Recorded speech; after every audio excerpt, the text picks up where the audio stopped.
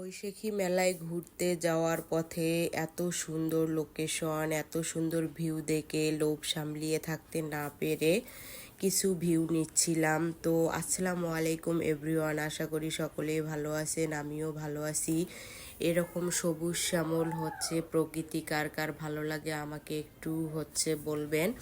আমার তো এরকম জায়গা দেখলে একদম আমি লোভ সামলাইতে পারি না। তোমার ভাইয়াকে বললাম যে গাড়িটা একটু থামাও, আমি একটু এখানে আবহাওয়াটা একটু নেই, সুন্দর মানে গরম যেমন, কিন্তু হালকা হালকা বাতাস দিচ্ছিল, আমার এতটাই ভালো লাগতেছিল যা বলার মতো না।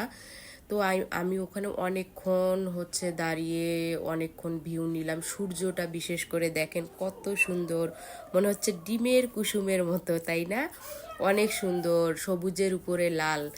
আর এই পুকুরটাতে কতগুলো কচুরিপানা ফুটে আছে, এত সুন্দর লাগতেছিল। যদি পানি না থাকতো মনে হয় নেমে দুই একটা ছিঁড়ে হাতে নিতাম, তো পারছি না, দেখতেছি আর আফসোস করতেছি যে যদি নিতে পারতাম, কিন্তু কি আর করার, পানিতে নামা যাবে না। কারণ পাতারের মাঝখানে যেহেতু পুকুরটা, অনেক পোকামাকড় থাকতে পারে, তাই আর নামতে দিল না তোমাদের ভাইয়া। তো আমরা ওইখান থেকে রাস্তার দিকে একটু হাঁটতেছি, বাতাস এত সুন্দর বইতেছিল, আমার মন প্রাণ সব জুড়ে যাচ্ছিল। দুই পাশে সবুজের ক্ষেত, মাঝখানে রাস্তা। বিশেষ করে আমার এরকম জায়গাগুলো কেন জানি এতটা ভালো লাগে যা বলার মতো না।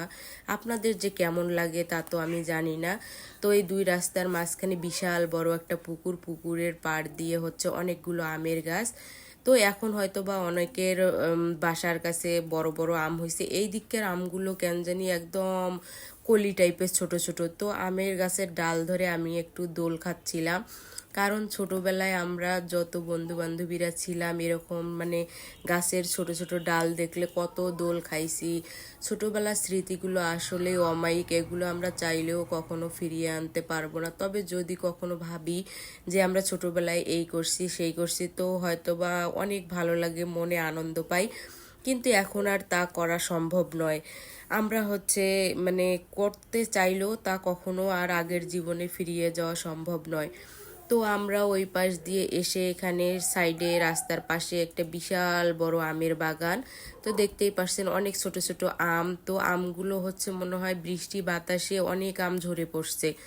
তো গাছগুলোতে অতটা পরিমাণে আম নেই, তবে বাগানটা অনেক বিশাল বড় বাগান। তো আমি রাস্তার সাইডে দাঁড়িয়ে আছি, আমার ছেলে আমগুলো কুড়ায় নিয়ে আসছে, ছোট মানুষ বুঝতেছে না, আমাকে বলতেছে যে আম্মু এই আমগুলো খাবো। আসলে এই আমগুলো খাওয়া যাবে না, খেলে পেটের সমস্যা হবে। তো আমি আমগুলো নিয়ে তোমার ভাইয়াকে দেখালাম যে দেখো কত সুন্দর ছোট ছোট আমগুলো ঝরে গেছে। আমগুলো গাছে থাকলে হয়তো বা অনেক ফল হইতো, কিন্তু জানেন না বাগানটার নিচে গাছের একদম চারপাশে আম পড়ে একদম বিছায় গেছে। তো আমি আমগুলো ফেলে দিলাম, কারণ আমগুলোতে আটা ছিল, আর অত ছোট আম তো খাওয়াও যাবে না, এখন আমের সিজন, সবাই হয়তো বা আম চাটনি খাচ্ছে, কিন্তু এত ছোট আম আমাদের এদিকে এগুলো তো খাওয়া যাবে না। তারপরে একটা আমি কদম গাছের নিচে আসলাম। তো দেখেন কদম গাছের পাতাগুলো কত সুন্দরভাবে দুলতেছে। এরকম পরিবেশ দেখলে কার কার ভালো লাগে আমাকে একটু বলবেন।